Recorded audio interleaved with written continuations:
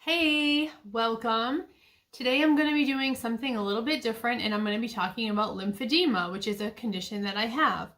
So what is lymphedema? It's basically a chronic condition. It's chronic swelling. So something has gone wrong in your lymphatic system. It's not operating properly or it's compromised and you have a blockage, and it can result in swelling most likely in your extremities. So some people get lymphedema in their arms or in their legs. I have arm lymphedema, which is why I'm always wearing this compression sleeve and this compression glove. So how did it come to be that I have lymphedema? So a few years back, actually in 2019, I was diagnosed with breast cancer. Actually found out I had it in 2018 and my official diagnosis was in 2019. Now I'm not going to get into my whole breast cancer story. That's like a whole nother thing. But when you have a mastectomy and you have lymph nodes removed, or an axillary dissection, which is the surgery that removes lymph nodes, you are at risk for lymphedema. So this does happen to a lot of breast cancer patients. Once I was treated for breast cancer and I had my mastectomy and I had my sentinel nodes removed, I was aware at that time, back in 2019, that I was at risk for lymphedema. So they talk to you about this like right up front, risks, preventative things to be aware of and that type of thing, and how to avoid it from happening to you. There's basically two types of lymphedema, primary and secondary. So primary are people that are born with it, that have lymphedema like as a hereditary thing or a genetic thing. Secondary are people that develop it from other situations like a surgery, like breast cancer, as a result of having an axillary dissection. 80% of lymphedema is secondary lymphedema. So this is a condition that affects a ton of women, a lot of breast cancer patients, and it's not really known about that much. It's before I was diagnosed with lymphedema, I didn't even know what it was. I didn't know what my lymphatic system was. And even within the cancer community and the oncology community, and I am in a pretty good hospital network with a breast cancer facility and everything, and even within that community, not a lot is known about lymphedema. So typically what happens when you get diagnosed with breast cancer and you're doing either a lumpectomy or a mastectomy, they will remove some sentinel nodes, which is just a couple of lymph nodes to test and find out if your breast cancer has become metastasized. Now, originally when I had my mastectomy, I had 4 sentinel nodes removed. So then they do tell you at the time you may be at risk for lymphedema. You just can get like a blockage, which results in possible tissue swelling, accumulation of fluid, that type of thing. And they will tell you it's a good idea to wear a compression sleeve. It's a good idea to see a lymphedema therapist like preventatively, and just provide you like a little bit of education around it. So I knew about this. After I had breast cancer, I did chemo, and then I did my breast reconstruction surgery. And then it became COVID time. Now, right after I got out of my original mastectomy surgery, I did have a bump under my armpit that was bothering me for a long time. What ended up happening was, at first they were kind of like, oh, it's just your body reacting to the surgery and whatever. Your lymph nodes might be agitated. We'll see if they calm down. We did an ultrasound of it. They weren't alarmed. They didn't think anything was wrong. Then COVID happened. All of my doctor's visits at that time went to being virtual. By the time I started going in person again, 1.5 years had gone by, and the bump in my armpit was still bothering me. Now at this point, I'm a couple years post-cancer diagnosis, but they wanted to do a biopsy and find out what was going on with this lymph node. And once they did the biopsy, they were like, we have to take this out. So I had to go back and have another surgery about 2 years after my original surgery and have axillary dissection, where I had another 10 lymph nodes removed. So that's 14 total. That put me at a greater risk for lymphedema. Now, let me say, there's no hard and fast rule to who will and who will not develop lymphedema. Some people have like 4, 5, 6 lymph nodes removed and they get it. Some people have 18 lymph nodes removed and they don't get it. It's really on a case-by-case basis. Every person is different. Everyone's lymphatic system is different. So you can't really say, oh, you only had like 5 removed, you'll be safe, you'll be fine. It doesn't really work that way. Nobody knows how it's going to manifest itself. So how would you even know that you have it? So the first major symptom obviously is the chronic swelling. For me, how it presented was I had my axillary dissection in early 2021. And then immediately after that, I did radiation. And then immediately after that, I changed to a different medication. I was on tamoxifen, I went on anastrozole, and then right after that, I went on a vacation out of state where I flew on a plane. Now, they will tell you flying on a plane is not a great idea. It can put you at risk for your lymphedema getting worse. I had no symptoms at all at this time. And then that was in April of 2021. And then in June of 2021, I went on another vacation on a plane. Now, let me say, they do say, oh, don't fly, don't do this. I'm the kind of person, like, I'm going to not fly for the rest of my life. Like, that is not going to be me. Like, to make the decision, I'm never going to fly again because I don't want to put myself at risk. That's just not something I would do. So I always wore my compression sleeve when I flew prior to even having lymphedema, just as a preventative measure. But I am kind of like, and some lymphedema therapists will agree, like, just live your life, right? Just live your life the best you can. Be careful as much as you can. But I was never going to be like, I'm not going to fly. Now, I don't know if flying is what caused it. But while I was on that vacation was the first time I noticed a symptom of this was the back of my hand started to really hurt, where just applying lotion or sunscreen to my hand was really painful. It felt very sore. It felt like a black and blue. There wasn't anything visible. And then about a month or two after that, I noticed one of my fingers, my ring finger here, got swollen, just that one finger and not the rest of my hand. And I thought it was funny at the time, and I didn't know what was happening to me, so I was taking a picture of it and sending it to my sister. She's a nurse, and we were saying, isn't this funny? My finger looks so weird. The swelling left that finger and then went into my thumb. And again, the rest of my fingers were normal. So this is kind of when I first started to notice something was strange, and I had already seen a lymphedema therapist on a preventative basis, like I mentioned. So I called her and I said, hey, I think something weird is going on with my hand. And she had me come in, and what a lymphedema therapist will do is do what's called MLD, manual lymphatic drainage, which is basically like a massage, arm massage, and they're really honestly just squeezing the liquid and the fluid back into the rest of your lymph system. And the hope is that it's going to carry into the other side of your body, and that part of your lymph system can assist in draining. And you're basically asking the other half of your lymphatic system to work double time to kind of counteract what's happening on this side and the fact that there is a blockage. So some of the other symptoms can be swelling, a feeling of heaviness. My lymphedema therapist used to say this to me, like, feels heavy, and I didn't really understand what she meant. Like, for me, that didn't really explain it well, but it is a weird kind of squishy feeling, and you can tell that it's happening. You can tell your skin feels and looks different. Another thing to look for is skin changes, infections, red spots. So it could be signs of cellulitis. Most often, lymphedema will happen in the extremities, but it can also happen in your neck, like shoulder area, chest wall, and in your trunk, like around your rib cage and around your back. So when people are newly diagnosed with lymphedema, they'll say, what is the first thing I should know? What are the main things I should know? So for treatment, the best thing that you can do is start wearing your compression, okay? So you can get a prescription for a compression sleeve. I wear both a sleeve and a glove because, like I said, I did get lymphedema in my hand and my wrist at one point. So getting that and wearing that all the time is really like your number one best tool in your toolbox to combat this. Now, a lot of people don't like to wear compression, okay? I understand, like, it's weird, it feels embarrassing, you don't like how it looks, it's strange, it's uncomfortable, but wearing this all the time, every day, is really like the best thing you can do. I wear mine all the time, and I felt the same way. When I first heard that I had to wear this, it felt like a death sentence. Like, it was like, what? I have to wear it all the time? I didn't want to, it's awkward, but I wear it everywhere. I wear it when I go out somewhere fancy. I wear it in the hot summer time. I wear this all summer long.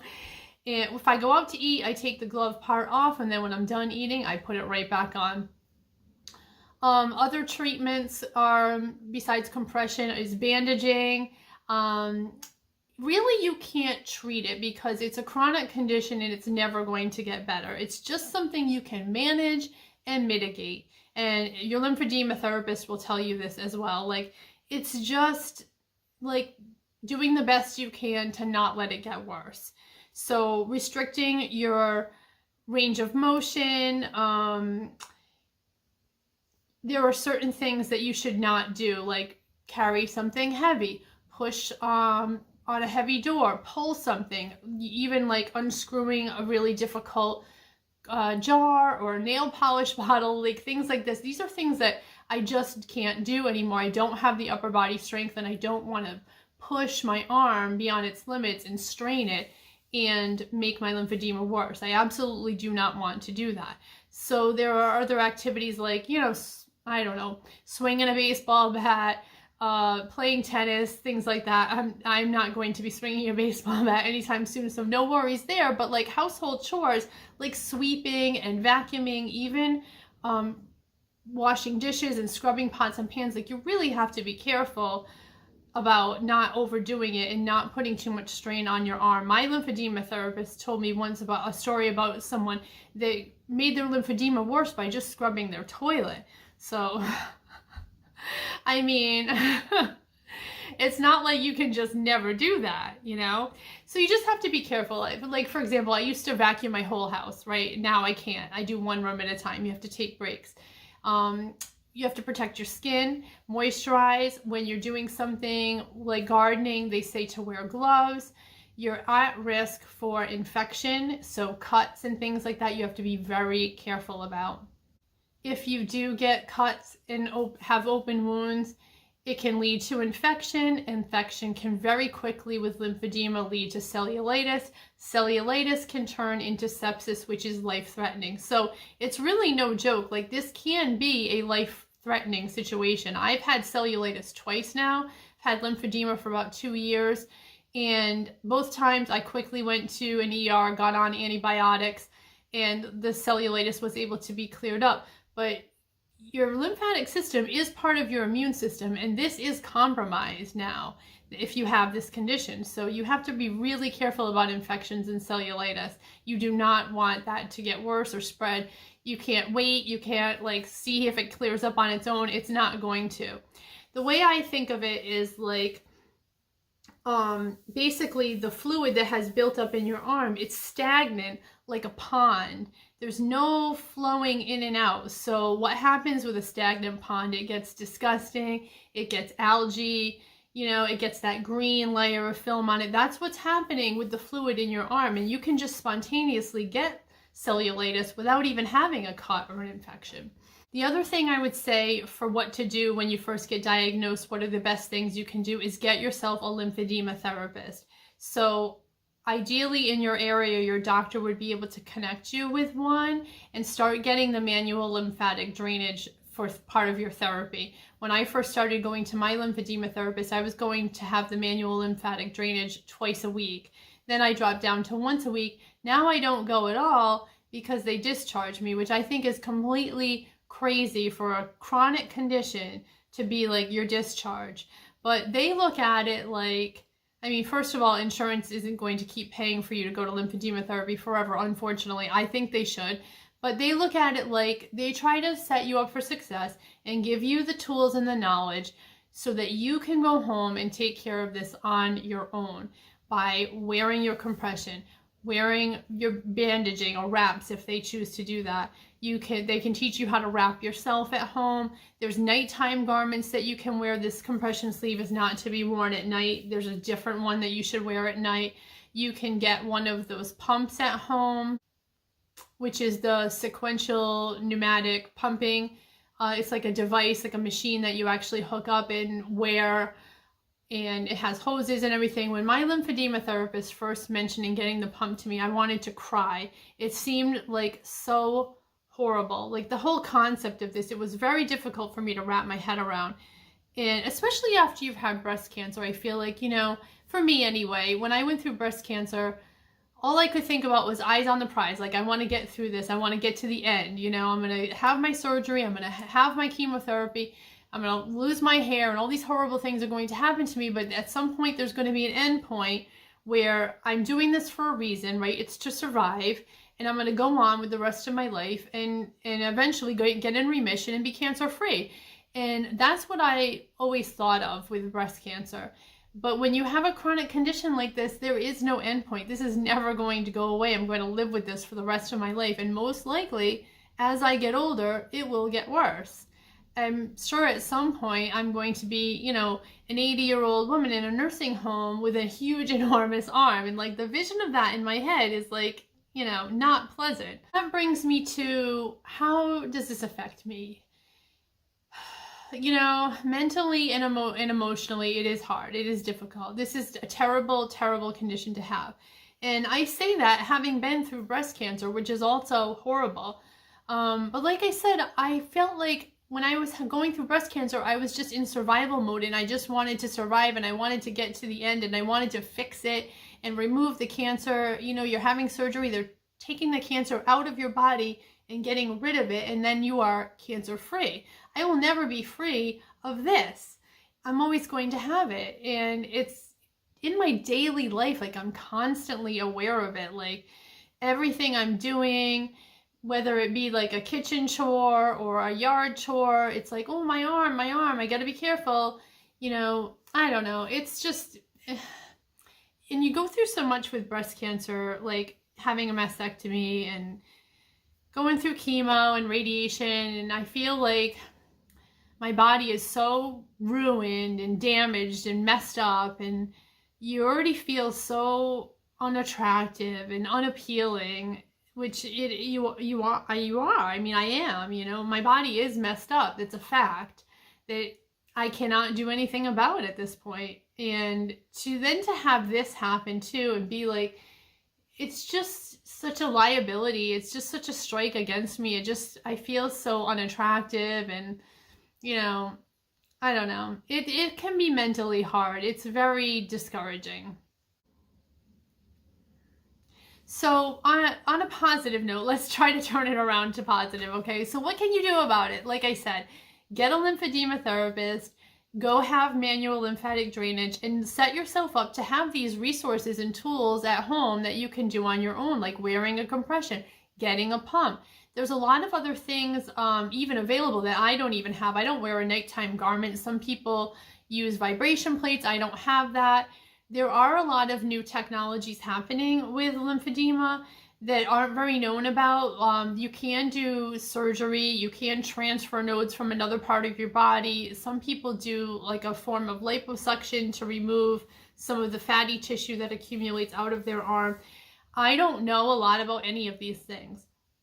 And so I don't speak to recommend them or endorse them or anything. Personally, like I said, I don't know a lot about it. I would never remove lymph nodes from a different part of my body and try to put them back in my arm.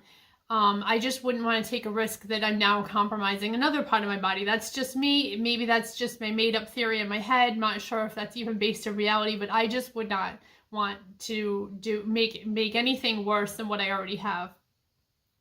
If you do want to find resources on lymphedema, there are some great places that you can go to look up information. One is the American Cancer Society. They have a lot of information on their website about lymphedema. I've also found useful information on Cleveland Clinic, Mayo Clinic.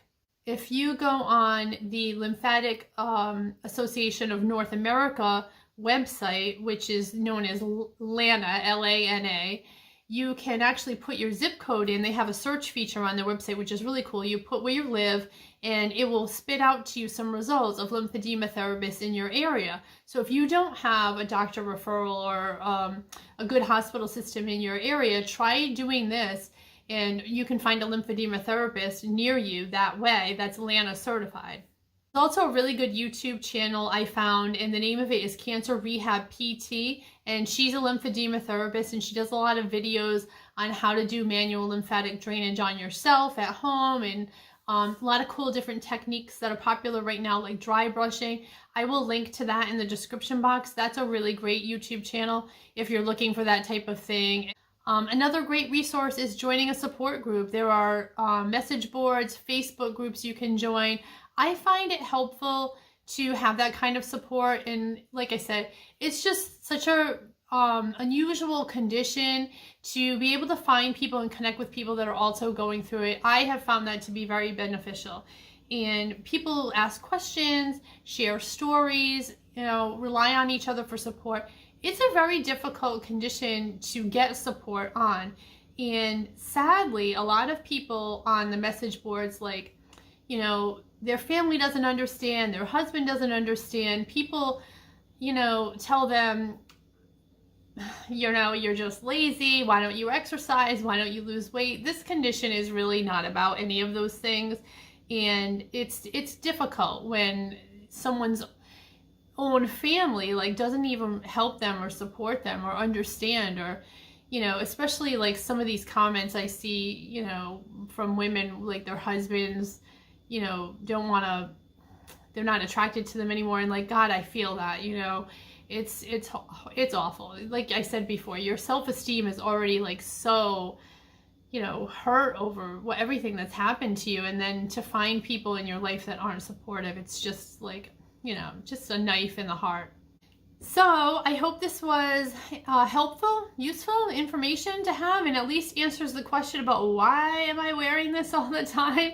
I have about 4 of these, by the way, and I rotate them in and out, so that I always have like a clean one or like a chore one. I work out and I exercise and I run, and I wear these when I run, so I have like a workout one and a sweaty one. But I don't let wearing the sleeves stop me from doing whatever I want to do. Like I said, I run, I exercise, I wear them in the summer in the heat, and I still wear like a cute top that's sleeveless or like a sleeveless dress. I don't let it stop me from dressing how I want to dress and going out places I want to go. And it was awkward at first to get used to it, but I wear it all the time now, and I'm just like so used to it. I have about 4 of these, so I can always have a rotation of a clean one in the laundry. I do wash them in a garment bag, like a lingerie bag, so that I don't damage the elastic, and never use fabric softener with your compression sleeves either. So I hope this information was useful, and thank you for watching. I really appreciate even giving this attention. This is an issue that's really important to me. It's a major thing in my life, so I appreciate the opportunity to explain it and talk about it for a little while. And thanks again. See you guys soon in the next video. Bye.